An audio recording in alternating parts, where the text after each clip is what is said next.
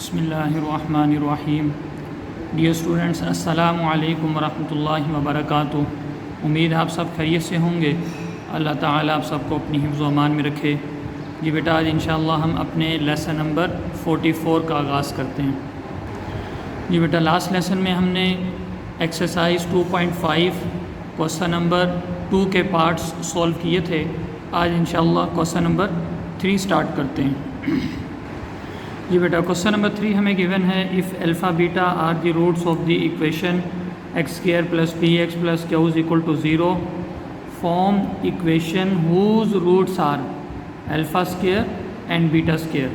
Question number 3 के बेटा हमें 2 पार्ट्स गिवन हैं और इसमें गिवन इक्वेशन जो हमें दी हुई है वो है x square plus p x plus q is equal to 0। Question number 1 और 2 की तरह इन दोनों पार्ट्स के लिए हम sum of the roots of the given equation and product of the roots of the given equation find out करते हैं। After solution you write if alpha and beta are the roots of the given equation, roots of the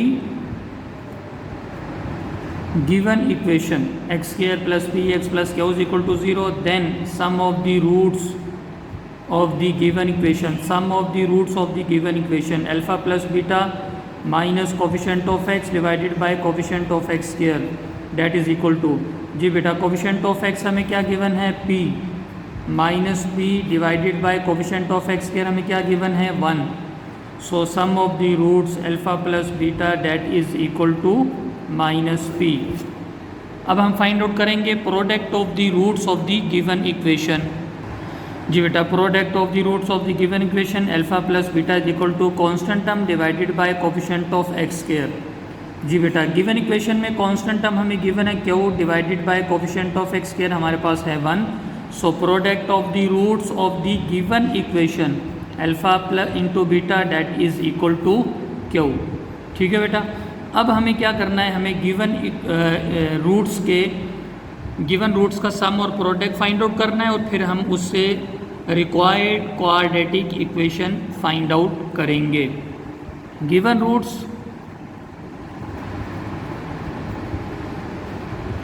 जो हमें given है alpha square और beta square. अब हम इनका एस फाइंड आउट करते हैं, sum of the given roots alpha square plus beta square.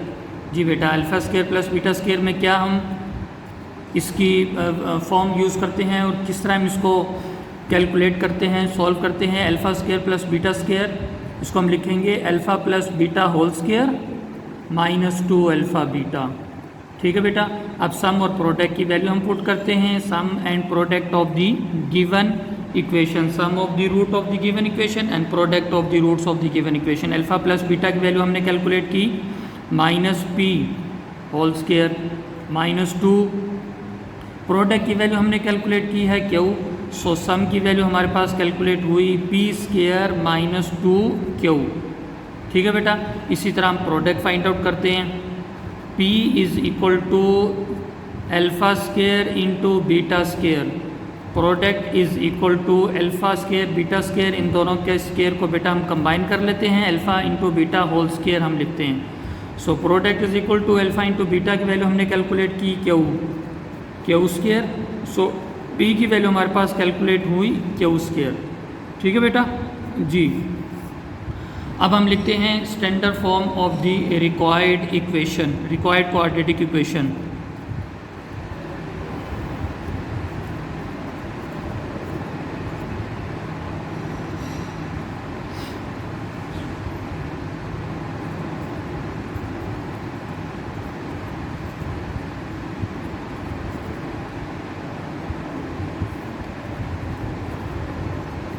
Standard form of the required quadratic equation. Standard form है required quadratic equation is x square minus s x plus p is equal to 0। Here s is the sum of the roots and p is the product of the roots. So x square minus s की value हमने calculate की बेटा p square minus 2 q, p square minus 2 q into x, और plus p की value हमने calculate की, product की value हमारे पास आई है q square that is equal to 0. So this is the required quadratic equation.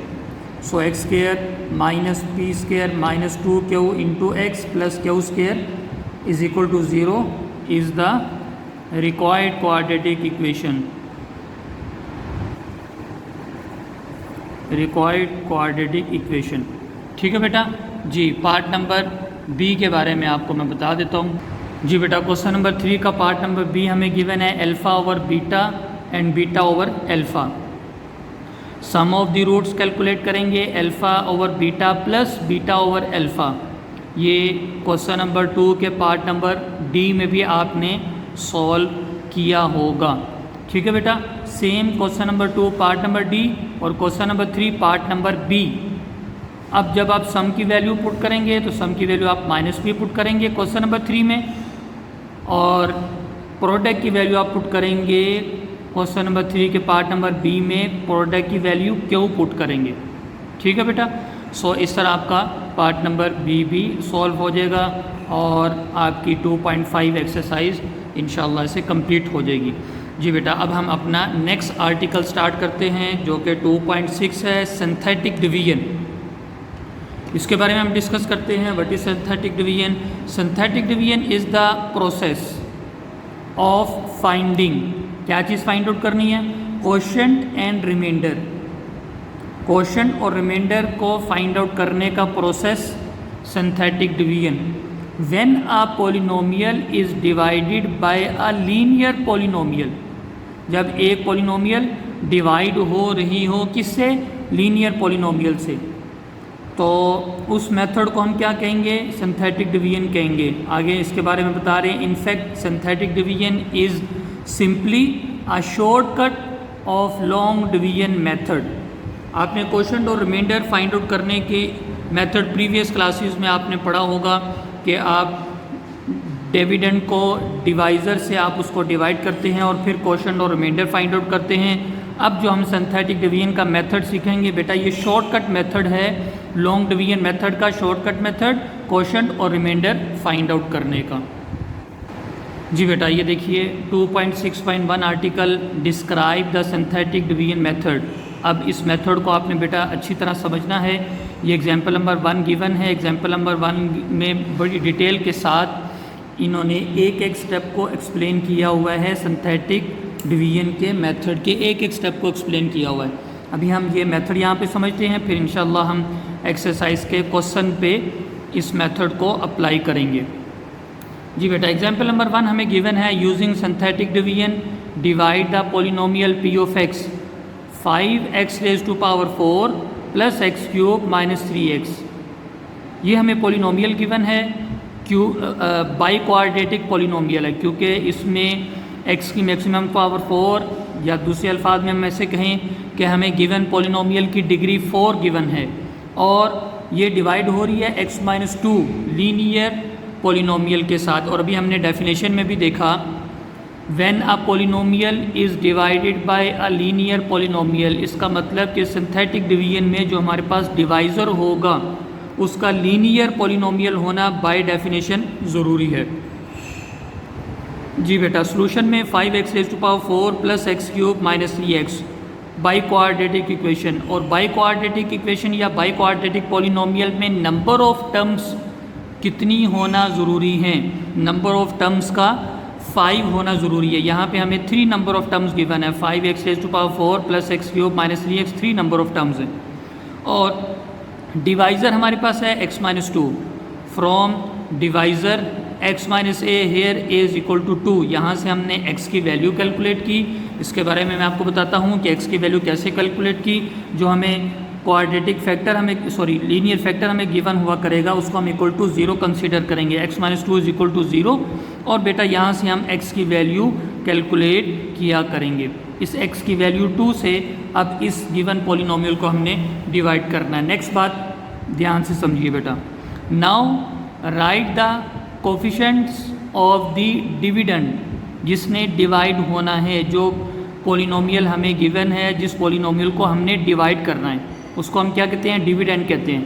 अब क्या कह रहे हैं. Write the coefficients of the dividend in a row with 0 as the coefficient of the missing powers of x in the descending order as show below.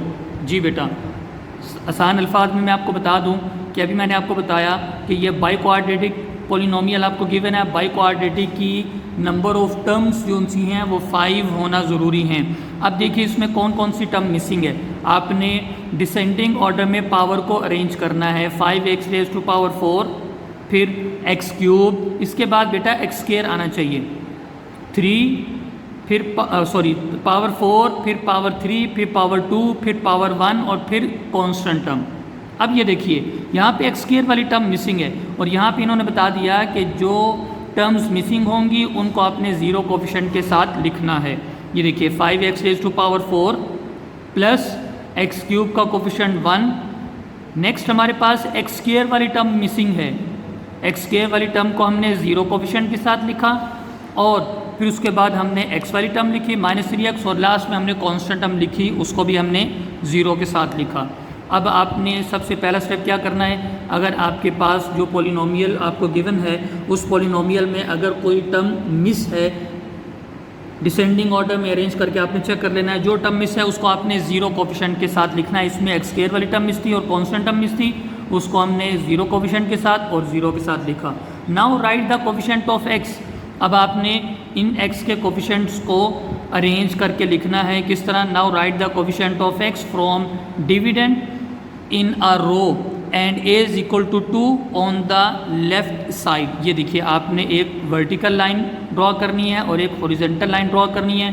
फिर उसके बाद आपने coefficients को अरेंज करके लिखना है। x रेज़ टू पावर 4 का coefficient, फिर x क्यूब का कोफिशिएंट, फिर x स्क्वायर का कोफिशिएंट, फिर x टर्म का कोफिशिएंट और फिर कांस्टेंट टर्म। ठीक है बेटा जी। अब इसके बाद आपने क्या करना है, जो डिवाइज़र है उसको आपने वर्टिकल लाइन के लेफ़्ट साइड पर लिखना है।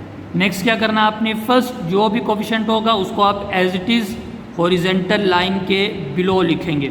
ये सारा प्रोसीजर बेटा यहाँ पे इन्होंने स्टेप बाय स्टेप यहाँ पे एक्सप्लेन किया हुआ है। Write 5 the first coefficient as it is in the row under the horizontal line. ठीक है बेटा, ये देखिए 5 लिखा। इसके बाद क्या करना है, आपने इस 5 को मल्टीप्लाई करना है। Multiply 5 with 2 and right the result 10 under 1।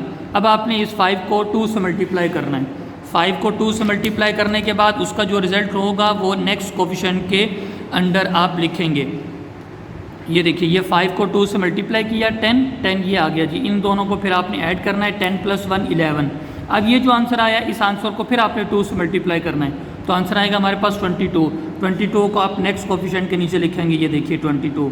अब इन दोनों कोफिशिएंट को कीजिए ऐड, 22 + 0 22। 22 को फिर 2 से मल्टीप्लाई करें, 44 को आप नेक्स्ट कोफिशिएंट के नीचे लिखेंगे। इन दोनों को ऐड कीजिए, 44 - 3 तो 41। इस 41 को फिर 2 से मल्टीप्लाई करेंगे और आंसर को हम नेक्स्ट कोफिशिएंट के नीचे लिखेंगे। 82 और 0 को ऐड करेंगे तो हमारे पास 82 जो सा है वो फाइनल आंसर आएगा। अब सुनिए बात, ये 82 जो सा है ये बेटा हमारे पास रिमाइंडर है।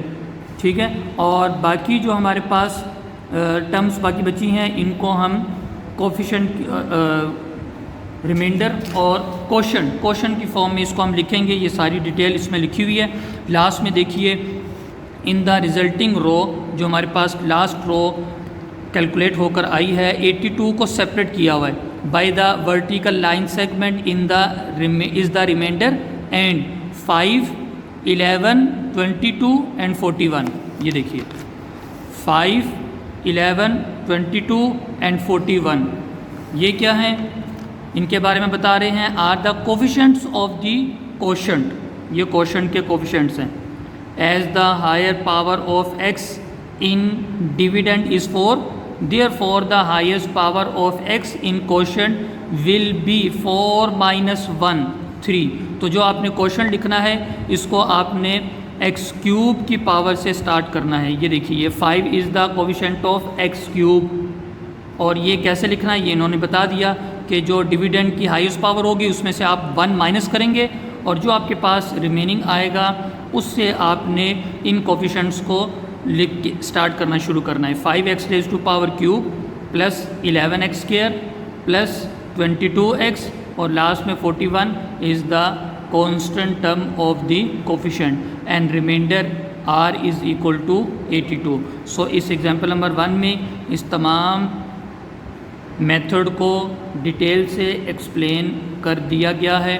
अब इस मेथड को बेटा हम एक्सरसाइज के क्वेश्चन नंबर 1, 2, 3, 4, 5, 6 के तमाम पार्ट्स पर अप्लाई करेंगे। इसके बाद नेक्स्ट आर्टिकल हमारे पास 2.6.2 आर्टिकल है, यूज़ सिंथेटिक डिवीजन 2। अब यहाँ पे हमारे पास ए कैटेगरी है, बी फॉर्म है, सी फॉर्म है और डी फॉर्म है, ठीक है बेटा। और उसके बाद ई फॉर्म, इन्हीं फॉर्म से रिलेटेड हमें क्वेश्चन भी गिवन है। क्वेश्चन नंबर 1 ए फॉर्म से रिलेटेड, क्वेश्चन नंबर 2 या ऐसे कह लें टाइप नंबर 2 से related, question number 3 type number 3 से related, question number 4 type number 4 से रिलेटेड और क्वेश्चन नंबर 5 टाइप नंबर 5 से रिलेटेड है। हर क्वेश्चन की हमें एक एग्जाम्पल गिवन है और उन एग्जाम्पल को पहले हम फॉलो करेंगे, उसके बाद फिर हम क्वेश्चन नंबर 1, 2, 3, 4, 5 के तमाम पार्ट्स को सॉल्व करेंगे। कल इंशाल्लाह हम अपनी 2.6 एक्सरसाइज स्टार्ट करेंगे। तो आज का होमवर्क आपका ये है कि आपने सिंथेटिक डिवीजन मेथड की, सिंथेटिक डिवीजन आर्टिकल की एग्जाम्पल नंबर 1 को आपने सॉल्व करना है और कल इंशाल्लाह हम अपने 2.6 एक्सरसाइज स्टार्ट करेंगे। तब तक के लिए वालेकुम अस्सलाम व रहमतुल्लाहि व बरकातुहू।